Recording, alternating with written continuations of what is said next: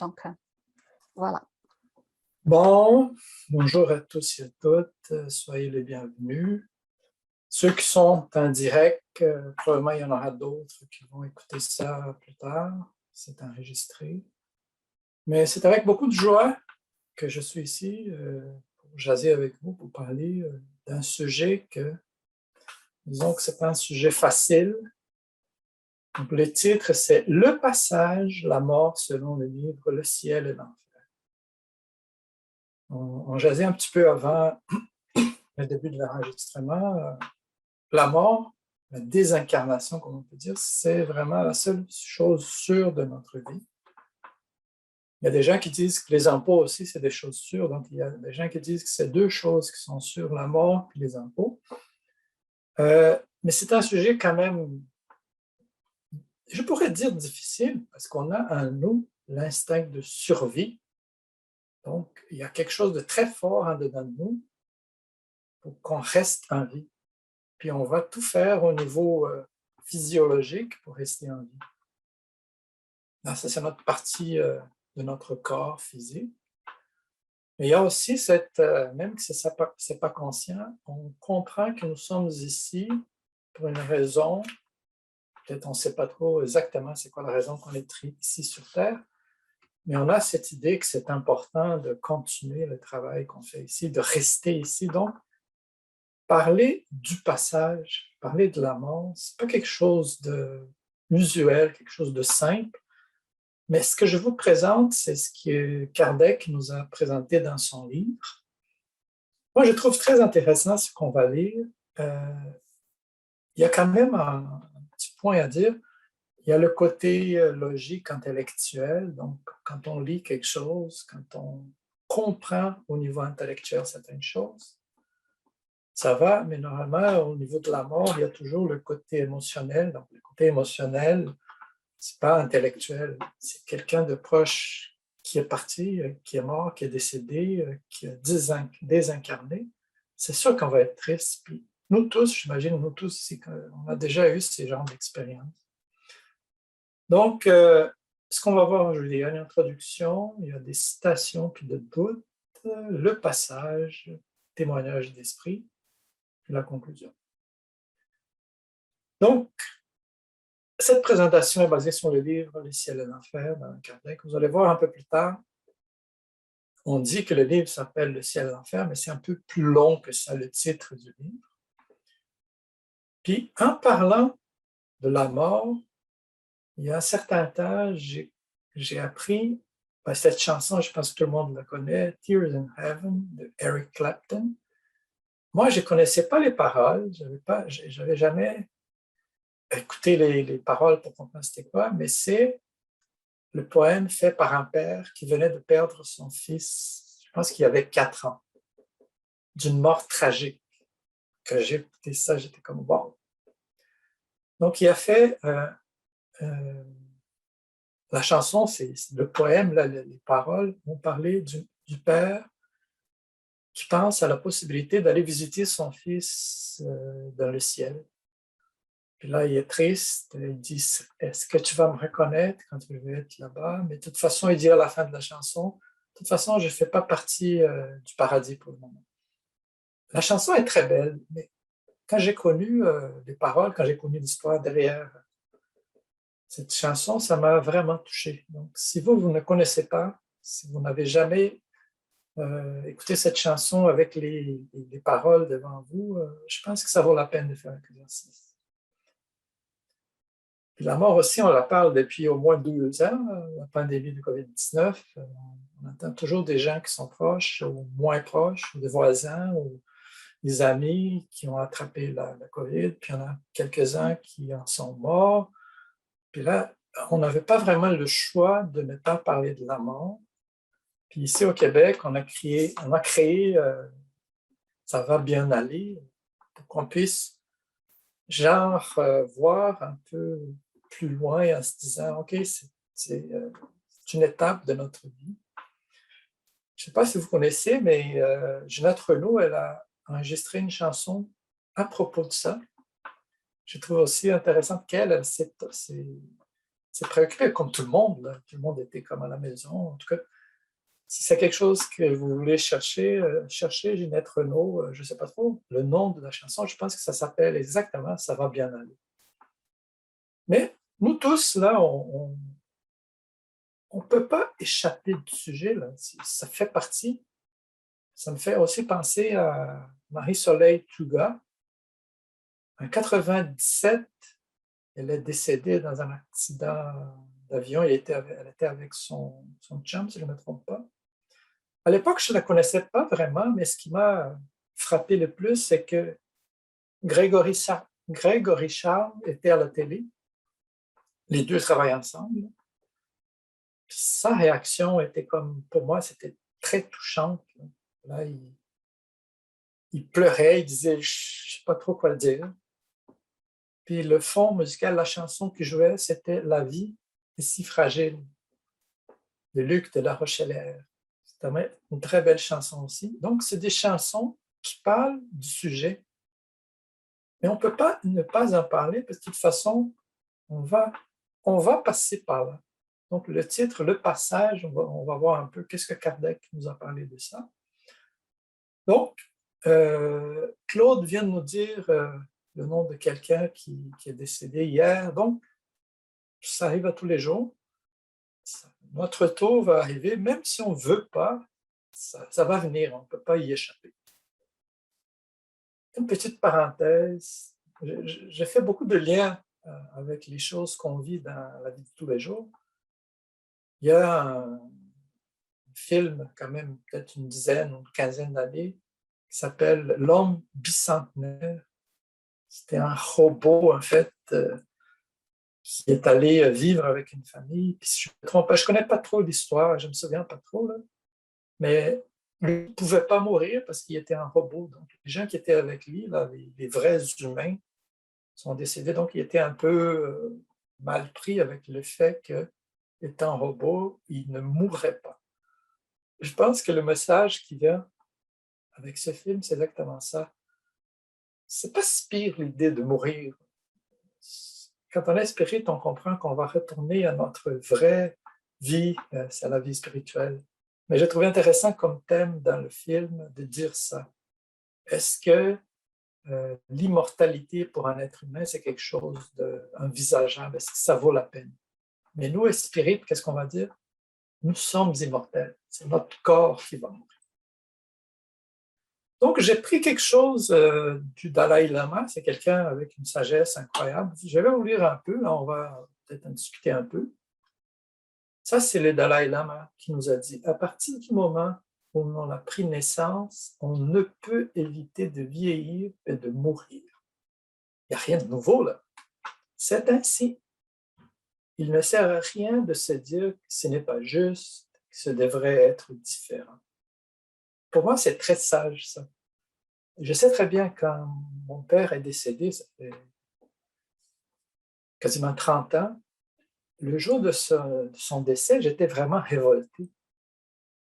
Je criais, puis je ne pouvais pas accepter. En tout cas, j'étais dans ce moment où on n'accepte pas. Mais après, plus tard, j'ai lu que le deuil, il y a plusieurs étapes du deuil, puis une des étapes du deuil, c'est exactement cette révolte, cette incompréhension. Mais le Dalai Lama nous dit, ça ne sert à rien de dire que ce n'est pas juste, que ça devrait être différent. C'est comme ça. Les gens qui ne veulent pas entendre parler de vieillesse et de mort seront malheureux quand elle arrivera. Ça, je trouve aussi une perle. Ah, je ne vais pas entendre parler de la mort, je ne vais pas entendre parler de vieillir, mais écoute, il y a une partie des gens qui vont désincarner, qui vont décéder plus jeunes, comme l'ami Claude, de 58 ans, comme Marie-Soleil Tuga, je pense qu'elle avait, je sais pas, 30 ans, même pas. Puis hier, on a eu une nouvelle, les gens qui sont brésiliens peut-être ont su, il y a une chanteuse brésilienne de 26 ans qui est décédée dans un accident d'avion aussi. Donc, ces choses-là arrivent aussi. Ce n'est pas parce qu'elles veulent nous choquer, mais ça arrive parce que ça fait partie. Vivre et mourir en paix, rencontre avec le Dalai Lama, Ça, c'est le texte que je viens de vous présenter. Ça a été écrit par ce nom, là, Maher Goharzin. Donc, c'est le Dalai Lama qui a parlé avec lui en 2013. Puis, il y a d'autres choses que lui-même, l'auteur, va nous dire. Sans préparation, la mort est un choc. Au contraire, si on se prépare à mourir en prenant conscience de la possibilité ou même de la nécessité de la mort, alors ce sera plus facile de l'accepter dès qu'elle s'approchera. C'est un peu difficile. Est-ce que je dois me préparer pour la mort? Oui. Non, mais je ne vais pas entendre parler de la mort, mais on va mourir. Il y a une analogie que j'ai bien aimée avec quelqu'un qui disait, la mort, on comprend bien que c'est comme un voyage. On va aller à un autre endroit. Mais là, imaginons qu'on va passer un mois dans le désert du Sahara. Il y a quelqu'un qui nous dit, dans une semaine, tu dois partir, passer un mois dans le désert. Est-ce qu'on se prépare? Est-ce qu'on va essayer de voir c'est quoi les températures? Est-ce qu'on va essayer qu'est-ce qu'il faut que j'ai avec moi pour pouvoir survivre dans le désert? Est-ce que je vais regarder un peu c'est quoi, comment le voyage se fait? Oui, on le fait. Donc, ça ne sert à rien de ne rien préparer pour notre mort. Ça commence par, disons, avoir l'idée que ça va venir. Puis ici, il nous dit la possibilité ou même la nécessité de la mort. Il faut comprendre, nous rappelle-t-il, donc le Dalai Lama nous rappelle, tôt ou tard, la mort arrivera. Alors, aucune émotion ne saura troubler le calme et la paix de notre esprit qui s'est exercé tout au long de la vie à accepter ce moment lorsqu'il arrivera. Ouais, aujourd'hui, on est en train de parler de ça, puis même pour moi, ce n'est pas quelque chose que j'en parle tous les jours. Mais rendu à l'âge que je suis rendu, je n'ai pas vraiment le choix de ne pas y penser.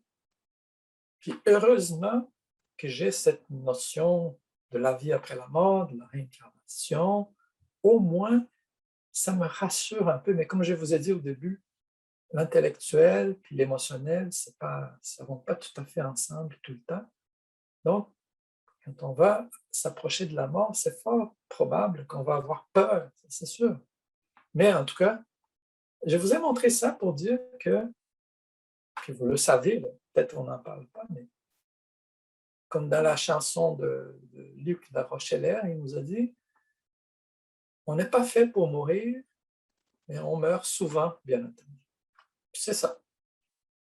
Notre instinct de survie va être très fort, donc on va essayer de ne pas mourir.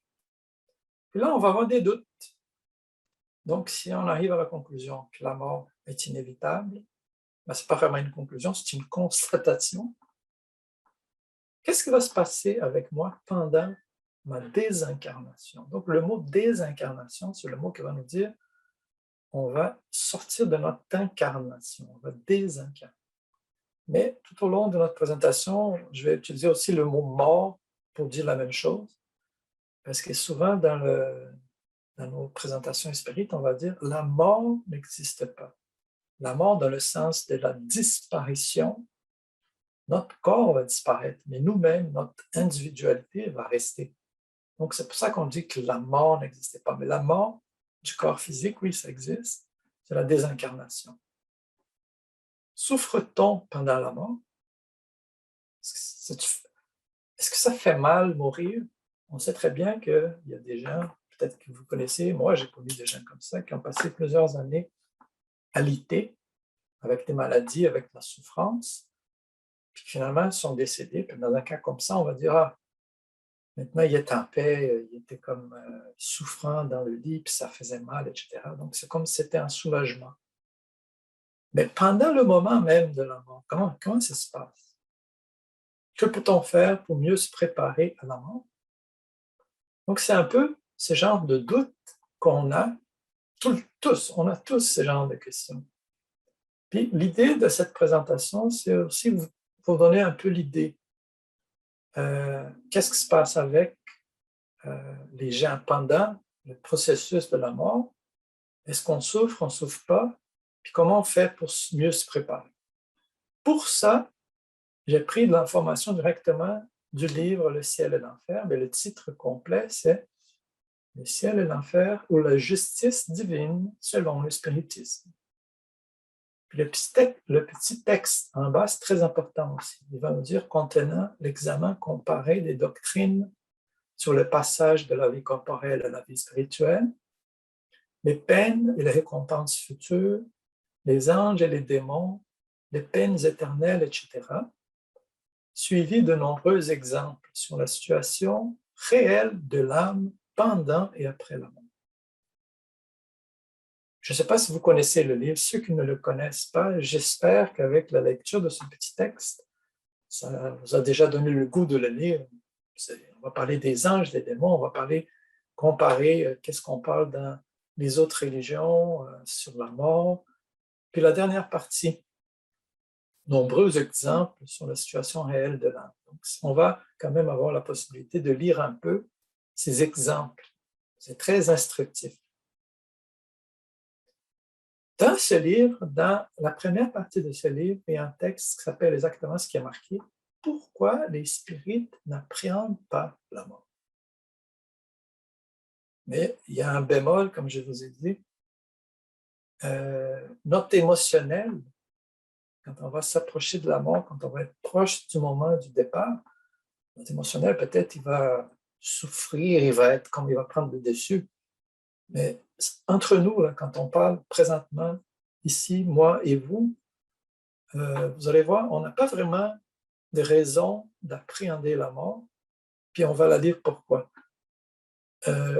J'ai extrait peut-être 2 ou 3 paragraphes de ce texte, mais si ça vous intéresse, c'est la première partie du livre, le chapitre 2, le thème numéro 10.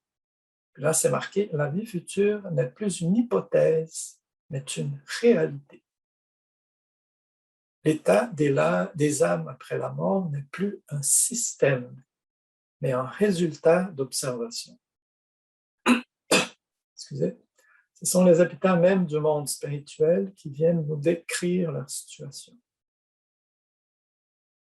Bon, la première affirmation, selon moi, c'est correct. On sait qu'il y a quelque chose après. Quand il nous dit que l'état des âmes après la mort, c'est le résultat d'une observation, parce que là, c'est les témoignages qu'on va voir, parce que c'est les habitants même du monde spirituel qui viennent nous décrire. Donc, on peut imaginer que nous, chacun de nous ici, après notre propre mort, admettons, on travaille dans un Saint-Spirit, nous tous, là, on fréquente un Saint-Spirit. Quand on va mourir, peut-être on va avoir le goût de revenir voir nos amis qui travaillent encore, nos amis qui sont encore incarnés. Puis il y en a un des exemples du livre, c'est exactement ça. C'est quelqu'un qui était dans un Saint-Spirit, qui est revenu raconter son histoire. Puis je dois vous avouer, là, je dois vous raconter que nous avons vécu ça dans le Saint-Spirit où je travaille. Un monsieur qui fréquentait notre centre, il est décédé. Puis disons que peut-être 6 mois, 8 mois ou 1 an après son décès, il est venu nous visiter. C'était comme une surprise. Et on l'a identifié, il nous a raconté. Puis une des choses qui m'a le plus marqué, c'est qu'il nous a dit « C'est très bien, là, tout ce que j'ai appris au Saint-Esprit, ça a été très utile, là, parce que ce que je vois ici, il y a des choses qui me surprennent, mais il y a beaucoup de choses qui ne sont pas des surprises, parce que là, je comprenais, j'avais l'information. Ça, j'ai trouvé très beau. » Donc, lui, il est venu nous dire ça. Puis ce que Kardec a fait, c'est aussi, il a reçu de l'information de ceux qui sont de l'autre côté. Les spirites savent que la vie future n'est que la continuation de la vie présente et dans des meilleures conditions. Et ils s'attendent avec la même confiance qu'ils attendent le lever du soleil après une nuit d'orage. Donc, il y a ici, on attend la mort avec la même confiance. Mais on connaît, on apprend, on sait, tout ça au niveau intellectuel, mais c'est sûr qu'on va intégrer certaines connaissances dans notre vie de tous les jours. Puis vous allez voir, le travail qu'on fait d'amélioration de nous-mêmes, c'est essentiel pour qu'on puisse bien préparer notre propre monde. OK? Donc, Le passage, c'est dans le même livre, la deuxième partie, le chapitre 1. C'est un chapitre au complet qui nous parle du processus de la mort. Quand on est du côté matériel, quand on est devant quelqu'un qui est mourant, tout d'un coup, on voit que la personne a comme son cœur s'arrête, sa respiration s'arrête, puis là, on dit « Ah, la personne est décédée ». Ce n'est pas si simple que ça, ce n'est pas un événement, la mort, c'est un processus. C'est en gros ce qu'on va voir ici. Le moment où la personne arrête de respirer, que son cœur s'arrête de battre, c'est, disons, le début d'un processus qui va nous mener à la vie spirituelle. Puis il y en a plusieurs variations. Il y en a qui vont vivre ça d'une façon, disons, tranquille, et il y en a d'autres que ça va être très compliqué. Puis les gens qui ont l'occasion, qui ont eu l'occasion ou qui travaillent avec les gens qui sont mourants, ils vont voir chaque personne qui meurt, là, qui décède, c'est différent. Il y en a certains qui sont anxieux, il y en a certains qui sont plus tranquilles, il y en a d'autres qui vont dire « Ah, je vais voir mon père, je vais voir ma mère, je vais voir mon grand-père ou ma grand-mère. » Donc, chacun va vivre ça d'une façon différente. Donc, ce qu'on va voir ici, c'est comme un peu l'idée du processus, mais on ne sait pas trop comment notre mort va se passer. Et d'ici la fin de la présentation, mon idée, c'est, vous allez comprendre qu'est-ce qu'il faut que je fasse pour que ça se passe le mieux possible. Donc, tout ce que je vais vous lire présentement, c'est des extraits de ce chapitre-là, la deuxième partie, le chapitre 1. Puis ça s'appelle exactement le passage. Okay? Encore une fois, ce n'est pas le chapitre au complet, c'est des paragraphes que j'ai pris ici. Et là, il commence avec des questions, comme moi, j'avais commencé ma présentation. Beaucoup de gens craignent le moment de la transition. Souffre-t-on ou ne souffre-t-on pas dans la traversée? Qui peut nous renseigner à cet égard? Qui nous décrira le phénomène physiologique de la séparation de l'âme et du corps? Dans ce même chapitre, Kardec va nous dire, si on parle de la science est capable de nous décrire un peu c'est quoi la mort côté physique. Le cœur s'arrête, la respiration s'arrête, les signaux, comment on appelle ça, nerveux dans le cerveau s'arrêtent. Donc on dit, ah, la personne est morte. Côté de religion, on va dire que l'âme va quitter le corps, puis on ne sait pas trop comment le processus se passe. Mais normalement, la religion va dire, une fois qu'on meurt, on va vers le monde spirituel. Mais le processus en tant que tel, on n'a pas vraiment une formation ni de la science, ni de la religion. Mais le spiritisme a quand même pu combler, disons, cette partie qui n'était pas expliquée. Qui nous dira des impressions à cet instant suprême? Donc, on fait un peu la description. Vous allez voir, c'est comme l'amorce 101, disons comme ça, des étapes, là, vous allez voir. L'extinction de la vie organique amène la séparation de l'âme et du corps. Puis là, il explique un peu la rupture du lien fluidique qui les unit. Donc, l'image que je vous montre, on va le montrer ici du côté droit, le corps physique.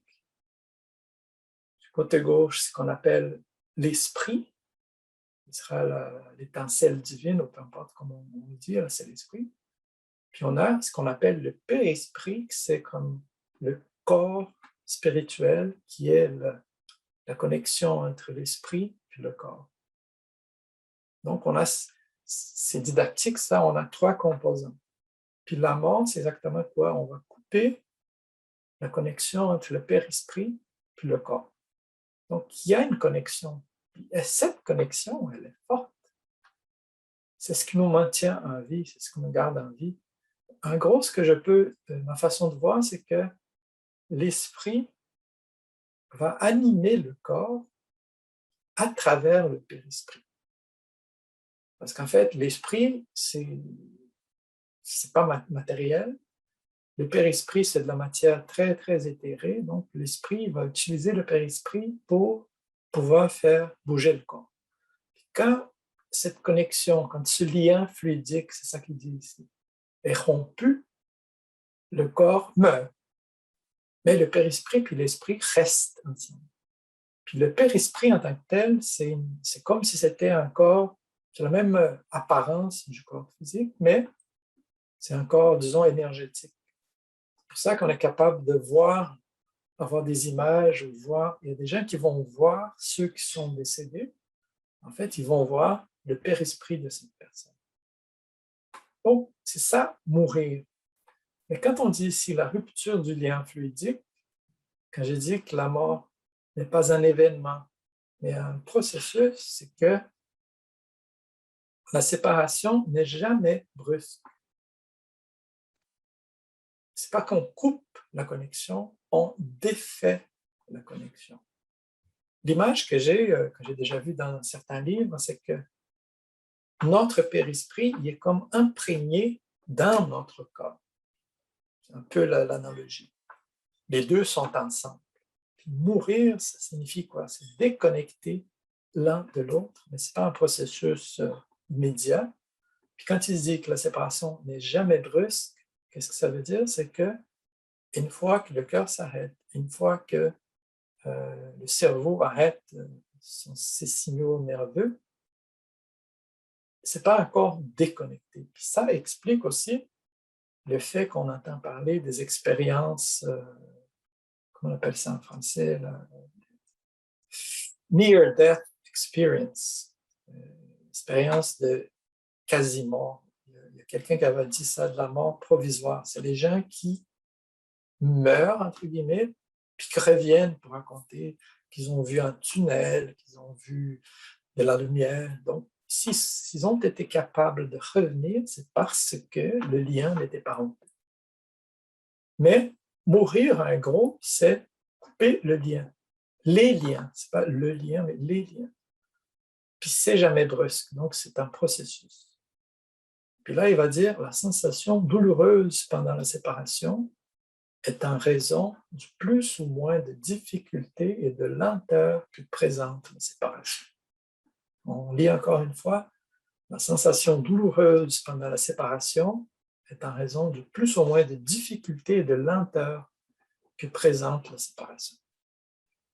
Donc, séparer le corps du périsprit, ça ne se fait pas d'un coup. Puis le plus que c'est difficile, le plus que c'est long, le plus qu'on peut avoir une sensation qu'il appelle ici douloureuse. Ça peut être difficile. On va voir un peu plus tard qu'il y a comme quelque chose, qu'est-ce qui se passe avec l'âme, avec le périsprit pendant ce processus. Puis là, c'est marqué, l'esprit souffre d'autant plus que le dégagement du périsprit est plus lent. Donc, c'est exactement cette idée. Le plus que c'est rapide, le moins que l'esprit souffre. En gros, l'analogie, c'est comme si on était attaché à quelque chose. Là. On a des liens qui nous attachent à quelque chose, donc il faut couper chaque lien. Donc, on va, disons, un à la fois, on va le couper, puis aussitôt que tous les liens vont être coupés, là, on est vraiment dégagé. Mais dans certains cas, vous allez comprendre d'où ça vient. Pourquoi pour certains, c'est plus rapide, pourquoi pour certains, c'est moins rapide. Puis là, il va expliquer. Retenez cette phrase-là. La promptitude du dégagement est en raison du degré d'avancement moral de l'esprit. Je répète, la promptitude du dégagement est en raison du degré d'avancement moral de l'esprit. Oh, voilà. On commence à voir quelque chose d'intéressant. C'est marqué noir sur blanc ici, c'est que plus que l'esprit est avancé au niveau moral, plus que le dégagement va être rapide. Donc, on peut avoir une conclusion très rapide en lisant cette phrase. Le plus qu'on s'avance au niveau moral dans cette vie, le plus qu'on met les chances de côté pour que notre mort soit moins douloureuse et plus rapide. Donc, quand on dit qu'il faut se transformer, qu'il faut s'améliorer au niveau moral, ce n'est pas tout simplement pour la vie présente, mais c'est aussi pour notre moment de notre mort. Là, c'est marqué, pour l'esprit dématérialisé, dont la conscience est pure, la mort est un sommeil de quelques instants, exemple de toute souffrance, dont le réveil est plein de suavité. Donc, l'esprit dématérialisé qu'on dit ici, c'est dans le sens que c'est un esprit incarné, donc c'est un homme et une femme, mais qui a comme atteint un niveau d'évolution spirituelle où il vit, disons, beaucoup mieux la vie matérielle, mais il vit aussi la connexion avec le divin et avec la vie spirituelle, beaucoup plus que les autres. Donc, il est beaucoup moins lié à la matière en tant que telle, au niveau, au sens propre, mais aussi au sens figuré. C'est des gens qui vont être moins liés aux biens matériels. C'est des gens qui ne donneront pas, ou ne donnent pas beaucoup de valeur, disons, à la richesse matérielle, aux avoirs, c'est-à-dire la maison, les voitures, etc. C'est des gens qui donnent beaucoup plus d'importance au côté moral, c'est-à-dire la bonté, la bienveillance, la tolérance, la fraternité, etc., etc., etc. Donc, pour ces gens-là, la mort est un sommeil de quelques instants. Donc, c'est comme vraiment s'ils fermaient les yeux de ce côté-ci, il y avait comme une petite somme, puis après, ils se réveilleraient de l'autre côté. Mais entre les deux, c'est-à-dire entre celui qui va quitter le corps très rapidement et ceux qui restent très attachés, il y a plusieurs niveaux, beaucoup de différences, ça varie d'individu à individu. Mais le conseil, disons, le truc qui est marqué sur cette page, c'est très important. C'est notre avancement moral qui va nous aider au moment de notre mort. Puis ça me fait penser aussi à un autre film que tout le monde connaît, c'est pas mal sûr, la Ghost, Mon fantôme d'amour, l'histoire de monsieur qui a été assassiné, etc. Il y a 4 millions de dollars dans l'histoire. Ceux qui se souviennent du film, vous allez se souvenir, il y a un des, entre guillemets, un des méchants qui est mort dans une situation, puis on voit qu'il y a comme des êtres noirs, des ombres qui viennent chercher. Donc, cette idée vraiment de quelque chose de mauvais. Mais lui, l'héros du film, là, c'est lui qui est le plus important du film, là, et lui avec sa femme, il part dans un rayon de lumière qui s'ouvre du ciel. Donc, le film en tant que tel, il montre un peu la différence. Puis dans le film, celui qui était dans un degré moral plus bas, il a eu une vie plus difficile, une mort, pardon, plus difficile. Puis celui qui était dans un niveau plus élevé, il a eu comme une mort plus tranquille. Donc, c'est ça le truc, c'est ça l'idée. C'est notre évolution spirituelle qui va nous aider au moment du passage. Puis si on réfléchit bien, quand on comprend ou quand on voit le spiritisme, on parle de ce cycle, c'est-à-dire on va désincarner ici, on va vivre dans le monde spirituel, on va passer un certain temps de l'autre côté, on va revenir ici, on va réincarner, on va devenir un bébé dans une autre famille, dans un autre temps, dans une autre ville, puis on va grandir, puis on va vieillir, puis on va mourir, puis là on va repartir, donc c'est un va-et-vient. Donc préparer notre mort prochaine, c'est-à-dire notre mort de cette vie ici, ça signifie aussi préparer toutes les autres morts qu'on va avoir. Puis là, on commence à réaliser qu'à un moment donné, on n'aura plus besoin de revenir ici. Quand on va atteindre un niveau de conscience spirituelle, d'évolution morale, on n'aura plus besoin de venir ici. Puis là, on va rester dans le monde spirituel. Puis le bouddhisme ou l'hindouisme, je ne sais pas lequel des deux, il va nous parler que pendant un temps, on va vivre dans le cycle de réincarnation, puis à un moment donné, quand on va atteindre le nirvana, on n'aura plus besoin de revenir. C'est à peu près la même idée. Il y a une chose importante. Dans le passage se produit un phénomène qu'on appelle le trouble. Puis là, il va expliquer un peu c'est quoi ce trouble-là. L'âme éprouve un engourdissement qui paralyse momentanément ses facultés et neutralise en partie du moins les sensations. Donc, imaginons qu'on est au lit, on est malade, la famille autour, puis là, on réalise qu'on est proche de notre mort.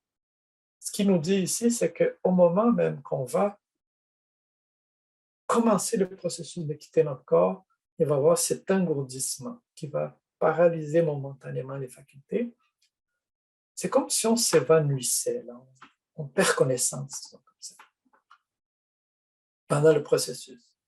Puis la durée de ce trouble-là, c'est-à-dire la durée de cette période où les facultés sont comme neutralisées, puis les sensations, sa durée est indéterminée. Elle peut varier de quelques heures à quelques années.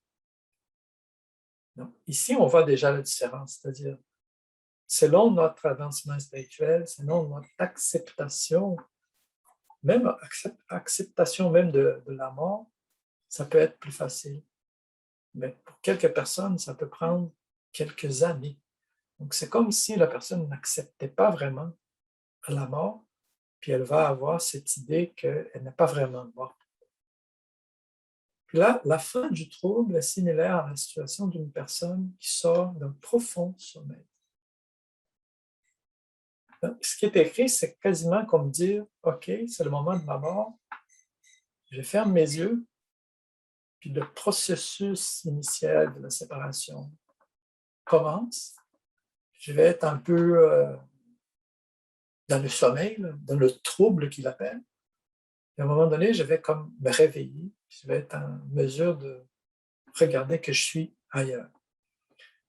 Après cette période de trouble, ce qui peut arriver, c'est vraiment les gens qui méconnaissent l'idée de la mort, les gens qui n'acceptent pas l'idée de la mort en tant que telle, qu'il y a une vie après la mort, ils vont considérer qu'ils sont encore en vie. Donc, ça va être un peu compliqué pour eux d'accepter l'idée qu'ils sont morts, parce que finalement, ils se voient, ils sont là, ils peuvent voir, ils peuvent entendre, ils peuvent se déplacer, puis ils vont dire non, je ne suis pas mort, mais je n'ai plus mon corps. Puis là, il va nous dire comment on fait pour faciliter le dégagement des autres esprits. Donc, je suis proche de mon père, de ma mère, de mon grand-père, de ma grand-mère qui est en train de mourir. Qu'est-ce que je fais pour faciliter la mort de cette personne? Il va nous dire, on peut faciliter le dégagement des autres esprits au moment qu'ils quittent leur enveloppe terrestre et d'abréger la durée du trouble par la prière, par l'évocation. Donc, la prière, on va la faire au moment même de la mort, après. Normalement, on le fait là. On a nos vibrations qu'on fait dans le Saint-Esprit pour les gens qui sont décédés, pour les aider à réaliser où ce qu'ils sont, qu'est-ce qui s'est passé. Puis dans le temps de Kardec, le mot évocation était plus populaire qu'aujourd'hui. C'est vraiment évocation dans le sens que la personne décédée était appelée à se manifester dans le centre spirit. C'est comme si, admettons, mon grand-père est décédé, je veux savoir qu'est-ce qui s'est passé avec lui dans le centre spirit, je vais être avec un médium, puis on va demander, on va formaliser une demande pour que mon grand-père puisse venir parler avec nous. Aujourd'hui, on en fait de moins en moins parce que finalement, dans les réunions médiumniques, normalement, on laisse le soin à l'équipe spirituelle de choisir qui va se prononcer. Mais à l'époque, vous allez voir, les exemples vont vous expliquer un peu c'est quoi cette évocation. La prière va aider dans la désagrégation du fluide périspritale. C'est ce fluide-là qui garantit la cohésion, la connexion entre le corps et le périsprit. Puis l'évocation prudente en tire l'esprit de l'engourdissement où il se trouve. Donc si, admettons, mon grand-père il est perdu de l'autre côté, il était athée, il ne voulait rien savoir de la religion, il croyait qu'après la mort, il n'y avait rien, donc il est perdu. on peut l'évoquer, on peut l'amener, on peut l'appeler à venir, puis on va l'expliquer certaines choses. C'est ça qu'il va dire comme l'évocation. Puis le livre en tant que tel, la deuxième partie, c'est des témoignages d'esprit. Donc, Kardec a comme ramassé 60, je pense que c'est 67 témoignages d'esprit qui vont nous parler comment les choses se sont passées pendant la mort, puis comment ils sont présentement après la mort, qu'est-ce qu'ils font, qu'est-ce qu'ils ont vécu. Puis Kardec a comme splitté ça, séparé ça en plusieurs catégories d'esprit, plusieurs groupes. Il y a 18 témoignages d'esprits heureux, c'est-à-dire les esprits qui ont comme vécu le processus de la mort quand même bien, ceux qui sont dans une condition moyenne, et ceux qui sont souffrants. Donc, c'est comme les trois niveaux, là. Ceux qui sont heureux, moyenne, puis ceux qui souffrent. Mais il y a ajouté quand même le suicidé. C'est une classe à part, c'est une souffrance encore plus difficile. On va nous parler aussi des criminels repentants, puis en même temps, juste après, les esprits endurcis. Donc, les criminels repentants, c'est ceux qui ont compris que tout ce qu'ils avaient fait, c'était de mauvaises choses, qui sont prêts à réparer, à essayer de réparer un peu ce qu'ils ont causé comme mal aux autres. Les endurcis, c'est ceux qui ne veulent rien savoir, ils ne veulent pas changer. Puis, en dernier, on a ce qu'on appelle les expiations terrestres, c'est-à-dire les gens qui sont souffrants sur la terre. Vraiment, on connaît des gens qui sont morts dans des situations très difficiles, qui ont passé, admettons, je donne un exemple simple ici, des grands brûlés qui passent plusieurs mois à l'hôpital puis qui finissent par décéder, ou les gens qui ont des maladies très graves, qui passent plusieurs mois à l'hôpital, puis ils vont expliquer un peu c'est quoi les expiations, c'est-à-dire, il y en a certains qui vont nous expliquer, ils ont compris après être arrivés de l'autre côté, disons, la raison pour laquelle ils ont souffert autant.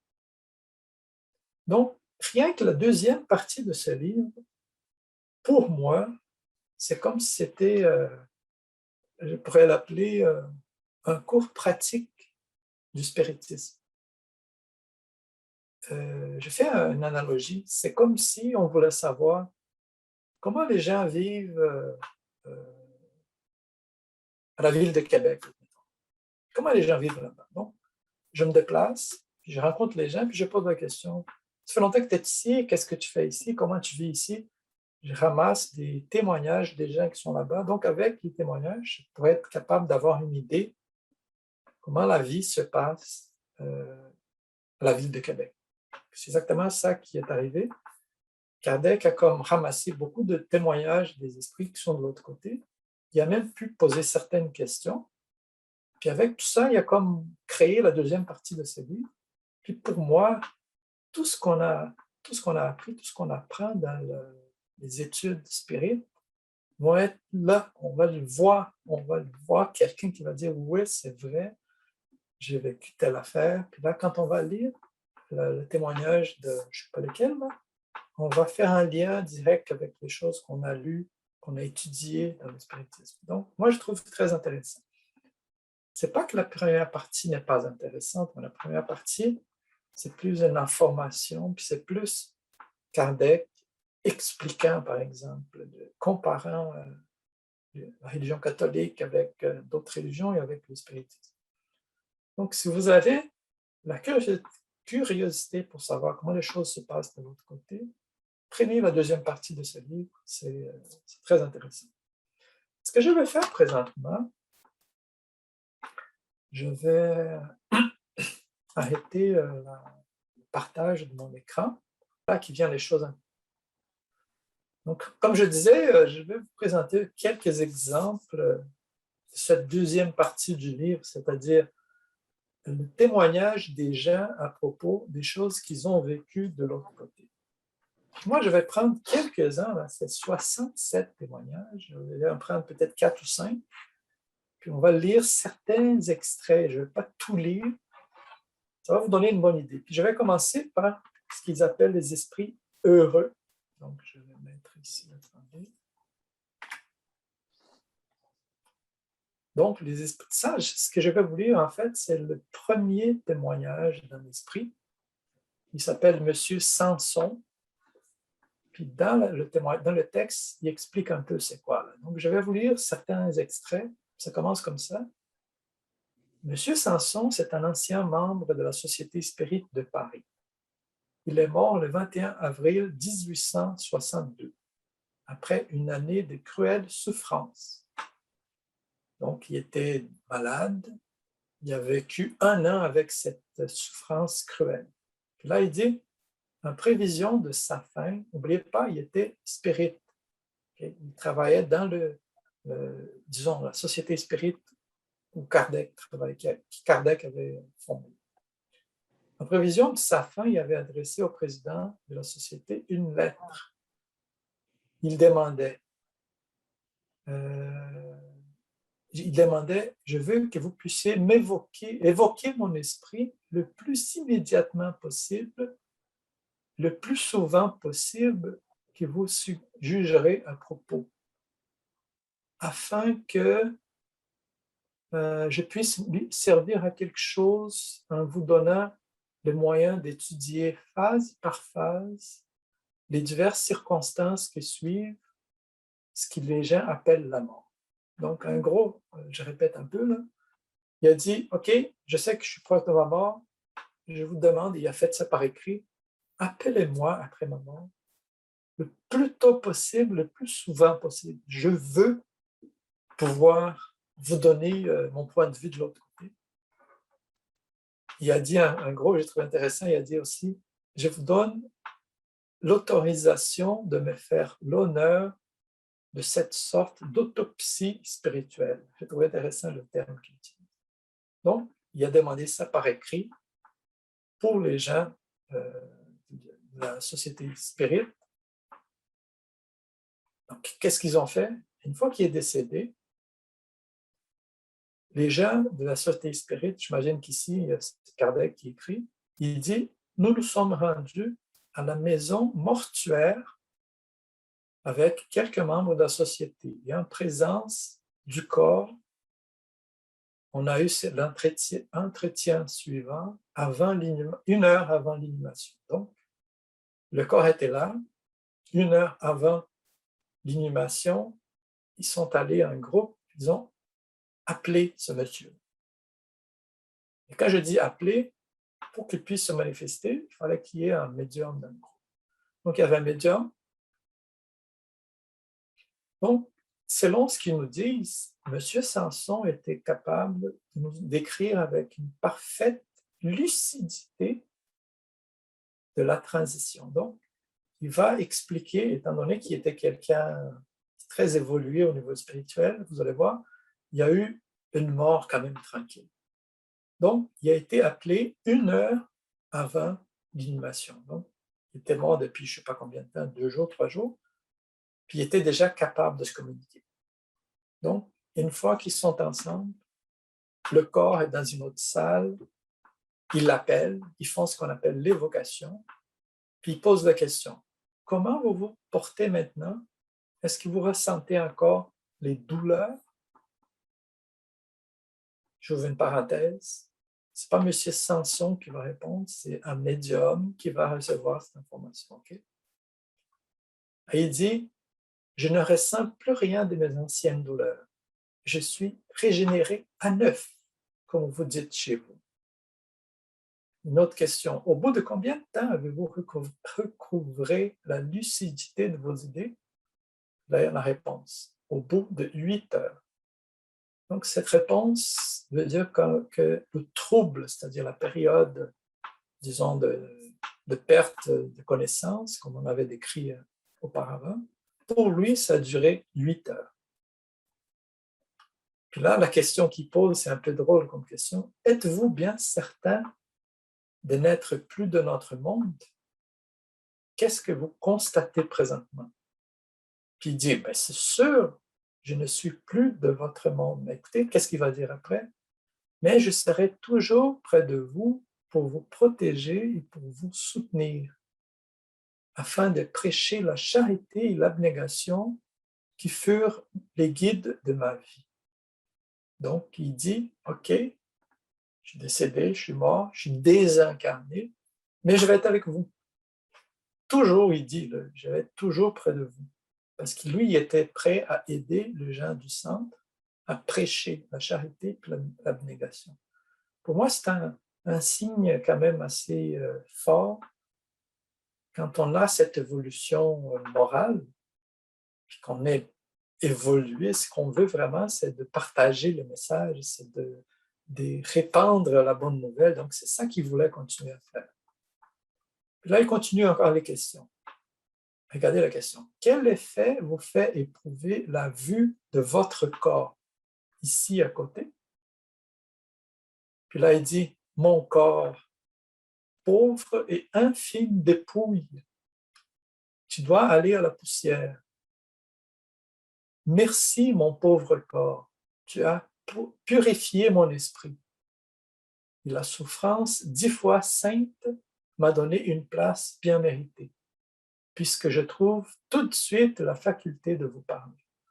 Donc, il fait un remerciement aux souffrances, donc en disant, mon corps, tu m'as fait souffrir, mais toi, tu m'as purifié. Là, il continue. Une autre question. Avez-vous conservé vos idées jusqu'au dernier moment? Ça veut dire quand il était au processus de la mort, jusqu'au dernier moment. Est-ce que vous avez conservé vos idées?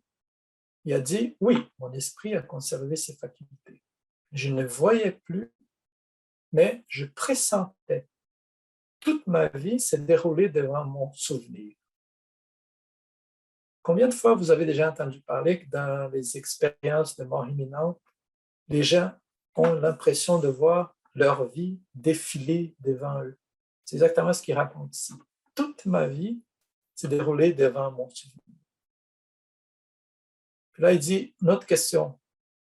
Avez-vous eu conscience du moment où votre corps a rendu le dernier soupir? Quelle sensation avez-vous éprouvée? Là, il dit, regarde, c'était quelqu'un de très évolué, il a dit, on trouve le vide, l'inconnu, emporté par je ne sais quel prestige, on se trouve dans un monde où tout est joie et grandeur. Je ne sentais plus, je ne me rendais pas compte, et pourtant un bonheur ineffable me remplissait. Je ne me sentais plus l'étreinte de la douleur. Donc, il raconte un peu le parallèle. Il était comme d'abord le vide, l'inconnu, puis là, il se voit dans un monde de joie, grandeur, tout ça. Pour moi, ça me fait penser à l'idée de passer dans un tunnel puis arriver dans un endroit plus intéressant. Puis là, ça continue, Ça, c'était le 23 avril. C'est la première fois. Donc, le 25 avril, c'est-à-dire 2 jours après, au Centre Spirit, ils l'ont appelé à nouveau.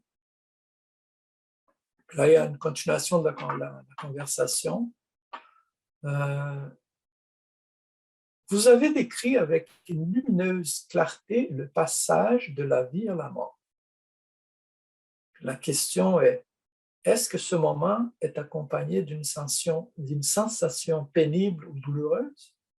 Sa réponse, sans doute, car la vie est une suite continuelle de douleurs. Et la mort est le complément de toutes les douleurs. De là, un déchirement violent, comme si l'esprit avait à faire un effort surhumain pour s'échapper de son corps. C'est cet effort qui absorbe tout notre être, qui nous fait perdre connaissance. Donc, il me décrit un peu, ça a comme commencé à faire mal, puis là, il sentait qu'il y avait comme un déchirement violent, puis là, il y avait un effort qui était fait pour briser les liens, puis il dit que cet effort lui a fait perdre connaissance, puis il nous a dit, pendant 8 heures, il était dans cet état de perte de connaissance. Là, il dit, c'est pas général, parce que normalement, ceux qui sont arrivés à un certain degré de dématérialisation, la séparation s'opère sans effort. Donc, lui nous dit, en gros, la conclusion que j'ai, c'est que même s'il était quelqu'un qui travaillait dans le Saint-Esprit, il avait quand même atteint un certain niveau, sa mort était quand même pas sans douleur. C'était comme quelque chose de pénible, mais pas trop, disons comme ça. OK? Donc ça, c'est le premier, c'est quelqu'un avec un niveau quand même élevé au niveau du développement spirituel. Puis là, on va parler d'un esprit dans une condition qu'ils appellent moyenne. Là, j'ai pris un exemple. C'est une madame qui s'appelle Hélène Michel. Vous allez voir, c'est qui? La description dit comme ça. C'est une jeune femme de 25 ans, morte subitement en quelques minutes, chez elle, sans souffrance et sans cause préalable connue. Donc, c'est la mort subite. 25 ans, très jeune, elle était à la maison, tout à coup, elle est morte. Est-ce que c'était une crise cardiaque? On ne sait pas trop. Ce n'est pas marqué ici. Mais c'est différent. Le monsieur qu'on vient de lire, il a passé 1 an avec des souffrances atroces. Entre guillemets, il était plus préparé pour la mort. Mais elle, non. Elle a eu une mort subite. Il dit ici, elle était riche, un peu frivole.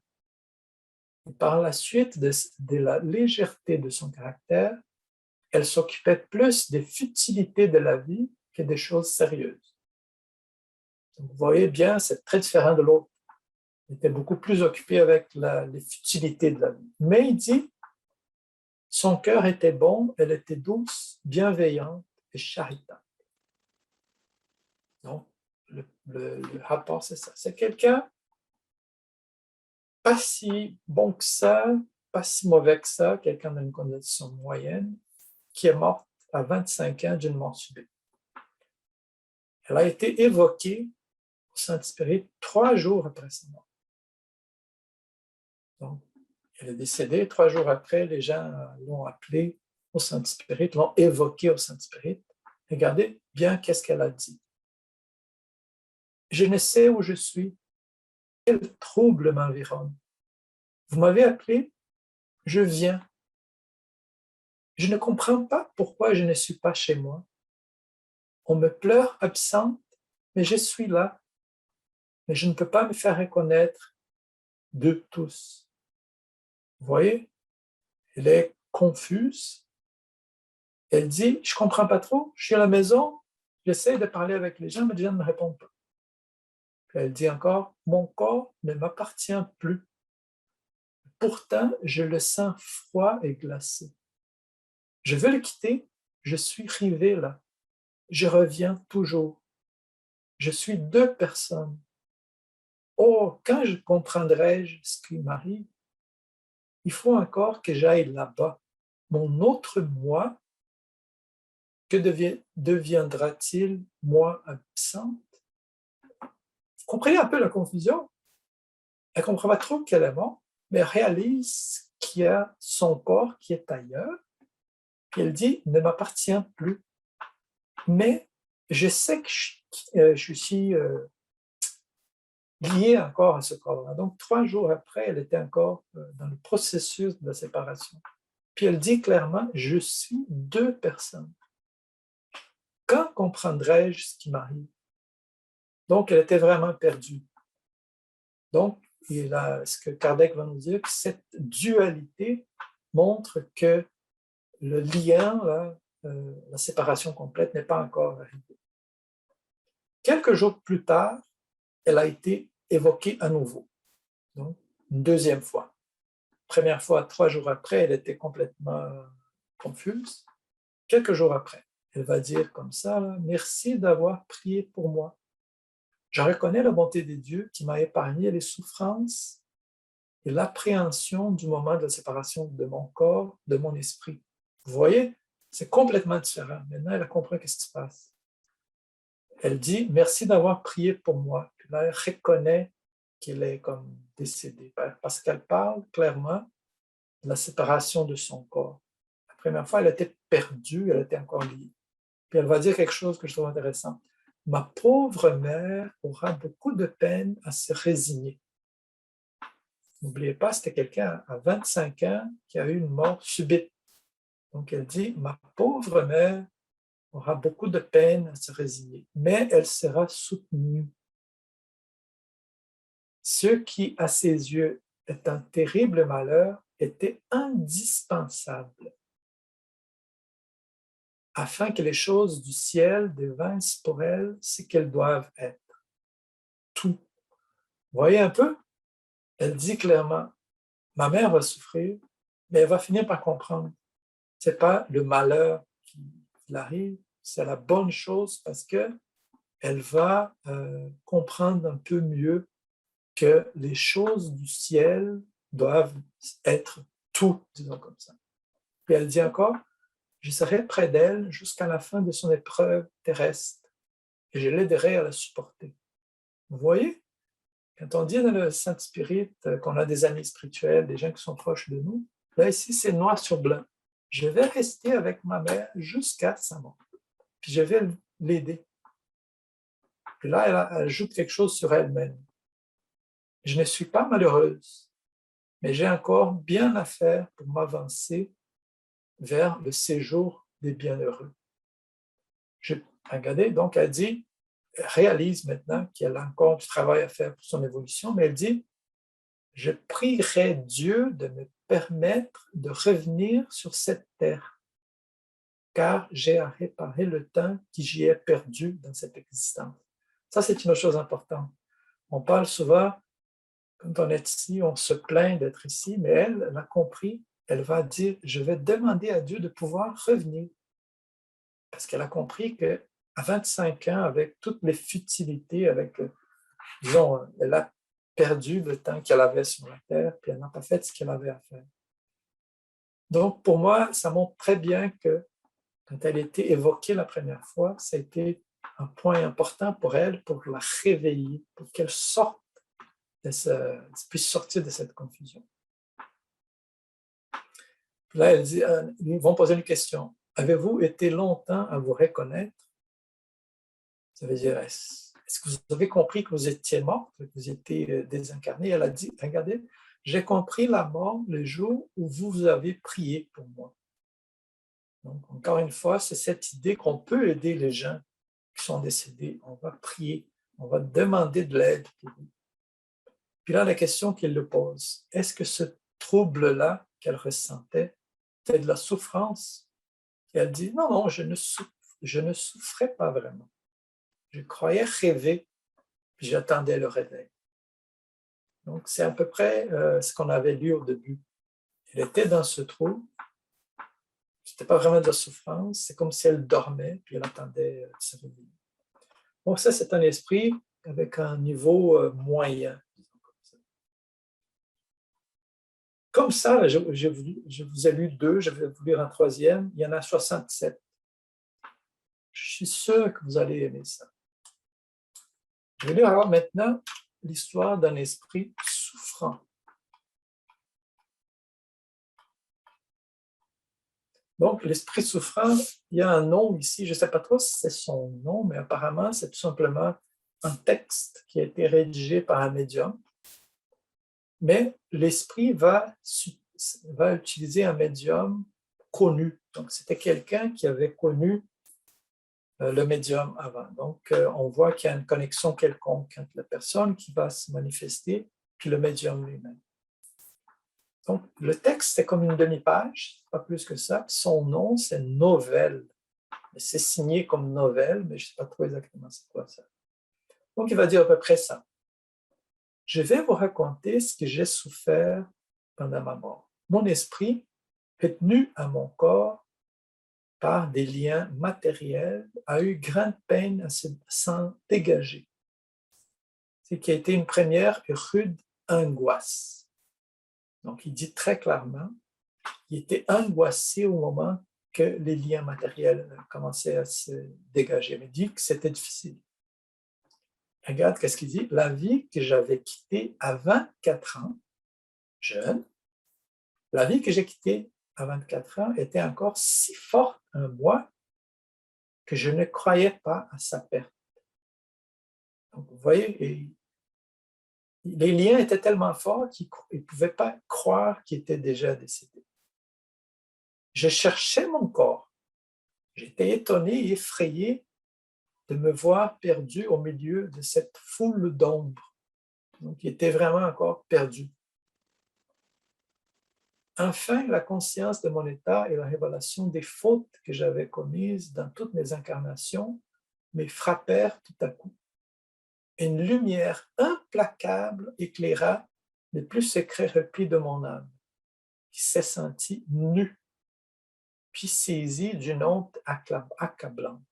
Vous voyez qu'est-ce qu'il dit? Quand il a commencé à recouvrir la conscience, les fautes, les choses qu'il avait mal fait, disons comme ça, lui ont frappé très fort. Puis il utilise cette idée, une lumière implacable éclaira les plus secrets replis de mon âme. C'est-à-dire, tout était comme très clair, puis son âme s'est sentie nue, puis après honteuse. Puis là, une autre chose intéressante qu'il dit, c'est que où il était, où il sentait cette angoisse, puis il pensait souvent à ses difficultés, à les choses qu'il avait mal faites. Il dit, les esprits radieux flottant dans l'éther me donnaient l'idée d'un bonheur auquel je ne pouvais pas aspirer. Donc, ce qu'on voit ici, c'est que d'une façon ou d'une autre, il était capable de savoir qu'il y avait des esprits plus évolués, qui dit ici radieux flottant dans l'éther. Il disait, il vivait dans un bonheur qui, moi, je ne pouvais pas aspirer. Là, il continue. Sur le trouble, j'ai passé un temps dont je ne peux apprécier la durée. Puis là, j'enviais les élus dont j'entrevoyais la splendeur. Puis là, il dit, enfin, tu m'as appelé. Et pour la première fois, un sentiment doux et tendre m'a apaisé. J'ai écouté les enseignements que te donnent tes guides.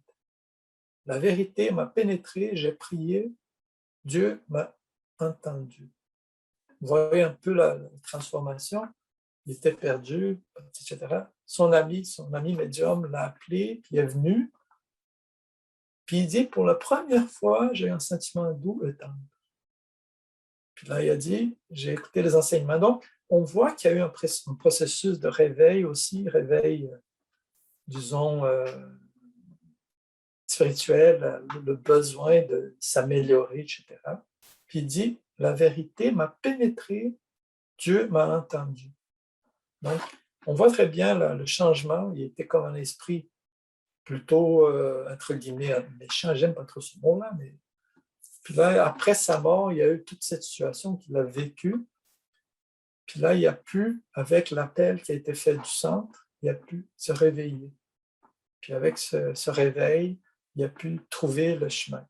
C'est pas clair ici combien de temps ça s'est passé entre sa mort puis l'appel, mais ça montre le changement. Puis ça nous explique aussi une chose importante. On vient sur Terre, souvent on va dire qu'on vient sur Terre pour s'améliorer, mais les choses se passent aussi de l'autre côté. Et là, aussitôt qu'il se réveille, qu'il réalise ses erreurs, ses mauvaises choses, c'est là qu'il va dire, je veux revenir sur Terre. Je veux pouvoir faire quelque chose pour essayer de réparer mes erreurs. Il va demander une nouvelle incarnation. Puis, pour terminer, je vais vous montrer un exemple de ce que j'appelle les expiations terrestres. C'est quelqu'un qui a souffert, mais c'est de la souffrance avec un but, disons comme ça. Donc, ça commence comme ça. Je vais vous lire le premier paragraphe. Dans un hospice de province était un enfant de 8 à 10 ans environ, dans un état très difficile à décrire, entièrement contrefait, soit par la difformité naturelle, soit par la suite de la maladie, ses jambes contournées touchaient à son cou. Je répète, ses jambes contournées touchaient à son cou. J'ai même de la difficulté à voir ça. Sa maigreur était telle que la peau se déchirait sous la saillie des os. Son corps n'était qu'une plaie et ses souffrances étaient atroces. C'est même dur de lire ça. Pouvez-vous imaginer comment c'était de vivre ça? Par contre, son intelligence était remarquable par son âge. Sa douceur, sa patience et sa résignation étaient édifiantes. Puis là, il y a un médecin qui a comme s'approché de lui parce que, selon ce qu'ils disent ici, il était plus ou moins abandonné par sa famille. Donc, il y avait un médecin qui s'occupait de lui, qui était très proche de lui. Puis lui, à un moment donné, il va dire, « Docteur, est-ce que vous pouvez me donner plus de médicaments pour la douleur, pour que je puisse dormir? » Puis le docteur demande, « Mais pourquoi? » Sa réponse est assez intéressante. « Je souffre tellement que j'ai beau me contraindre pour ne pas crier, prier Dieu pour me donner la force de ne pas déranger les autres malades. Mais j'ai souvent bien de la peine à m'en empêcher. Ces pilules m'endorment. Pendant ce temps, au moins, je ne trouble personne. » Vous voyez sa préoccupation? Ça faisait tellement mal, il ne pouvait pas s'empêcher de crier. Puis là, il demandait au médecin, « S'il vous plaît, donnez-moi quelque chose, parce que là, pendant le temps que je dors, je ne dérange personne. » Rien que ça montre un peu son caractère, sa façon d'être. Dans une situation comme ça, les gens vont souvent poser la question, pourquoi Dieu condamne quelqu'un à une vie si misérable et si douloureuse? C'est la question qu'on se pose. Là, il va expliquer à la fin de sa description qu'est-ce qui faisait qu'il souffrait comme ça. Donc, laisse-moi trouver ici. Il dit, la question c'était, ils ont posé la question à son esprit. Est-ce que, il paraît que vos souffrances n'étaient pas vraiment l'expiation de fautes antérieures. Il dit, plus ou moins, là, il dit, vous m'avez vu misérable, mais j'étais beau, grand, riche et adulé. J'étais vain et orgueilleux, j'ai renié Dieu et j'ai fait mal à mon prochain. J'ai eu une vie après, une incarnation après, où j'ai cruellement expié. Donc, il raconte qu'avant la vie d'enfant de 8 ans qu'ils avaient vu, il y avait déjà eu une vie pleine de souffrances pour expier la vie encore antérieure où il était beau, grand, riche, adulé, vaniteux. Mais une fois qu'il est comme parti de la vie antérieure, regardez qu'est-ce qu'il a fait. Par mon repentir, je suis rentré en grâce devant le Seigneur qui m'a confié plusieurs missions. Une des missions, vous l'avez connue. Je l'ai sollicité pour achever mon épuration. Donc, il nous dit, je n'avais pas vraiment besoin de m'incarner comme enfant malade, etc., etc., etc., mais je l'ai demandé à Dieu parce que je voulais achever mon épuration. Et là, à la fin, son guide va expliquer aux gens là-bas, puis il va dire, ceux qui m'ont vu ont regardé l'enfant qui ne murmurait pas. Pour eux, c'était le calme pour les mots et leur cœur. Voilà le but de mon court passage sur la terre. Donc, il a dit, son exemple, c'était le but de sa vie très courte, parce que selon lui, les gens qui étaient autour, en le voyant souffrir comme ça, il y avait cette paix intérieure, c'était pour eux une façon d'avoir plus calme dans leurs propres mots, puis leurs cœurs ont été raffermis dans la douce confiance en Dieu. Donc, on voit que c'était quelque chose qu'il a choisi parce qu'il voulait s'épurer, mais en même temps, il voulait pouvoir être en mesure de donner son exemple. Donc, il y a les deux choses qui sont ensemble. C'est un survol, la deuxième partie, parce que je vous ai dit, c'est 67 témoignages différents. Nous, on avait montré 3 ou 4. Et au moins, ça vous donne une idée, c'est quoi ce livre-là? Ça vous donne une idée quel genre d'informations on peut en trouver. Puis ça nous donne quand même cette idée, une idée un peu plus sereine, disons comme ça, de la mort. Une idée sereine dans le sens que ça ne veut pas dire qu'on n'aura pas d'angoisse, mais peut-être notre angoisse au moment de la mort, ça va être beaucoup plus tranquille, on ne sera pas si angoissé que ça, parce que là, on a cette confiance, on a cette idée que la mort n'est pas la fin. Puis le plus important de tout ce que je vous ai présenté, c'est de dire, c'est notre évolution spirituelle qui va nous aider au moment de notre propre mort. Donc, c'est une motivation de plus pour qu'on puisse travailler sur nous-mêmes pendant qu'on est encore en vie. Donc, c'est ça que je voulais présenter. Je vous remercie beaucoup de votre attention. Puis là, je veux savoir s'il y a des questions, des commentaires, quelqu'un qui veut partager quelque chose.